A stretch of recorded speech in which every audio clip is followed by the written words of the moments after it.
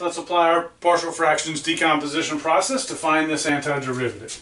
We'll first begin by factoring the denominator. X squared comes out as x minus 11. And now remember that we have to do something a little bit different because this is an x squared, which is a repeated root. It's like x minus 0 times x minus 0. And when we have a repeated root, remember we need a term for each of the possible powers that we see. So up to and including the highest one that we see. So we need something for x, and we need something for x squared. So that's like x minus 0 and x minus 0 squared. And then we'll also need a term for the x minus 11. So that's the difference. That's the trick in this one. That's what you've got to watch out for. It won't work if you don't do that. Then we apply the same process to clear out the denominator. If we multiply by this denominator, you just got to be careful now. If I multiply by x squared times x minus 11, the x will cancel with an x, and that leaves me with a times x minus 11. If I multiply this one, the entire x squared will cancel. That leaves me with b times x minus 11. And over here, the x minus 11 cancels, leaving with cx squared.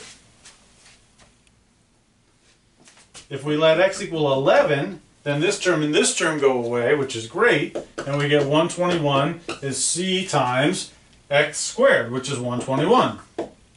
So that c is equal to 1.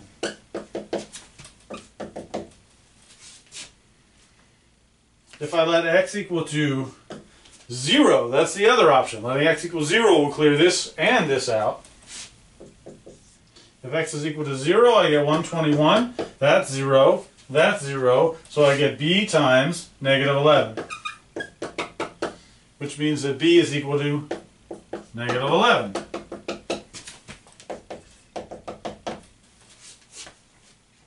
Now we don't have anything good to choose. This would say x equals 0. This would say x equals 11. That would say x equals 11. That would say x equals 0. We've done both of those. So we're stuck. We're out of good choices. And we have to just make any other choice. It doesn't matter what you choose for x. Any other choice for x will lead us to a, because we already know what b and we already know what c are. So I'm going to just pick something, anything. I'm going to pick x equal to 1. If I put x equal to 1 in, I get 121 is a times 1 times negative 10 plus b. But I know what b is. b is negative 11. So I'm going to plug that in. Times x minus 1, I mean x minus 11, but x is 1. So that's 1 minus 11, which is negative 10. Plus c times x squared, which is c, but c is equal to 1.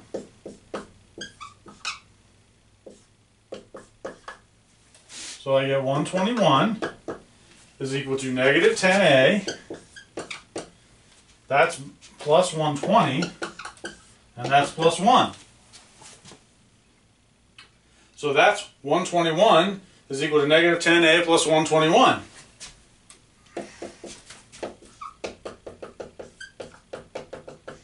The 121s cancel, so I get 0 is negative 10a, or a is equal to 0. And that can happen. So that actually just means that this first term wasn't really necessary.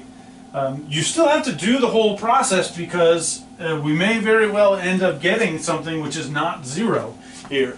So you have to do the process to see what you get. Sometimes it's going to go away, sometimes it is not. But in this case, the a is 0, b is negative 11, and c is 1. And then we see something that we haven't yet seen that you have to be careful of in these partial fractions problems. We end up getting integral of negative 11 over x squared plus 1 over x minus 11 dx. This one we've seen a bunch. You should recognize that as ln, but be careful, this is not ln. Right? ln only happens when we have a linear term, not quadratic or anything else. This is like x to the minus 2. So it integrates as x to the minus 3 divided by, we go up, x to the minus 1 divided by minus 1. And x to the minus 2 will integrate to x to the minus 1 over minus 1. Just like x cubed integrates to x to the 4th over 4. This one integrates to ln absolute value of x minus 11. Plus c So we'll just simplify that one last little step. The negatives cancel away. X to the minus 1 we'll write as 1 over x plus ln absolute value of x minus 11 plus c.